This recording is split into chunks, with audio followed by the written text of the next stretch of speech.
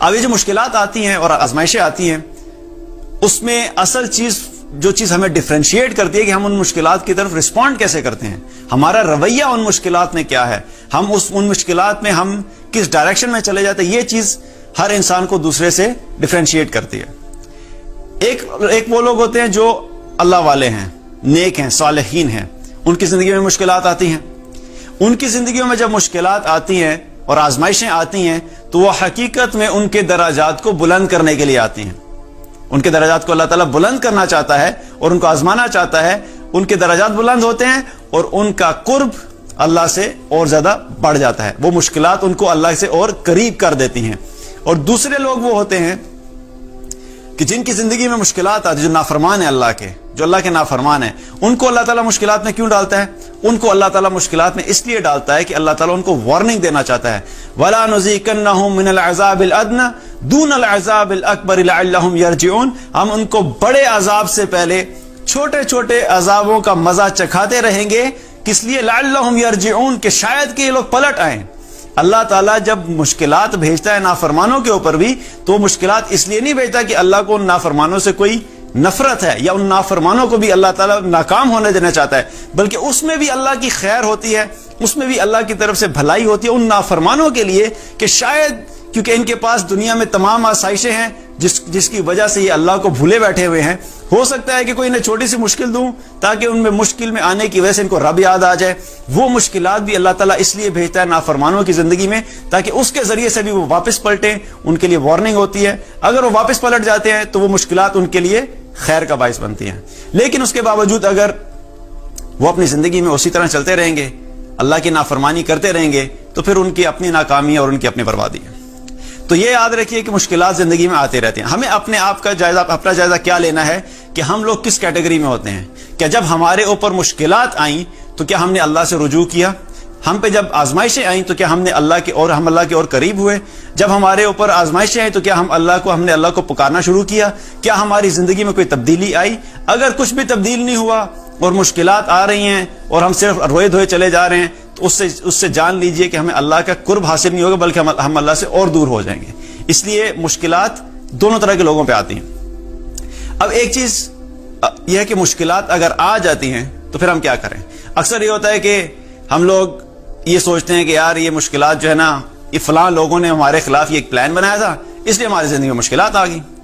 تو جو پلان ہے یہ بھی یاد رکھیے کہ آپ زندگی میں جہاں پر بھی رہیں گے، آپ چاہے اسکول میں ہیں،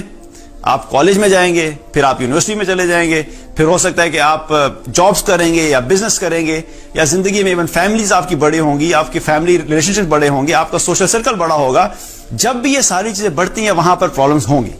وہاں پر آپ کو اچھے لوگ بھی ملیں گے، آپ کو برے لوگ بھی ملیں گے، آپ کو اپنے خیر خواہ بھی ملیں گے، آپ کو وہ لوگ بھی ملیں گے جو آپ کے خلاف پلاننگ کریں گے۔ لیکن ایک چیز یاد رکھیے کہ جو بھی پلاننگ آپ کے خلاف ہو رہی ہے اور آپ سوچ رہے ہیں کہ میرے خلاف ایک فلاں گروپ ہے جو پلاننگ کر رہا ہے، آفس کے اندر یہ فلاں گروپ ہے وہ جو پلاننگ کر رہا ہے، بزنس کے اندر فلاں گروپ ہے جو میرے خلاف پلاننگ کر رہا ہے، فیملیز میں فلاں گروپ ہے جو میرے خلاف پلاننگ کر رہا ہے، ایک چیز اپنے ذہن میں یاد رکھیے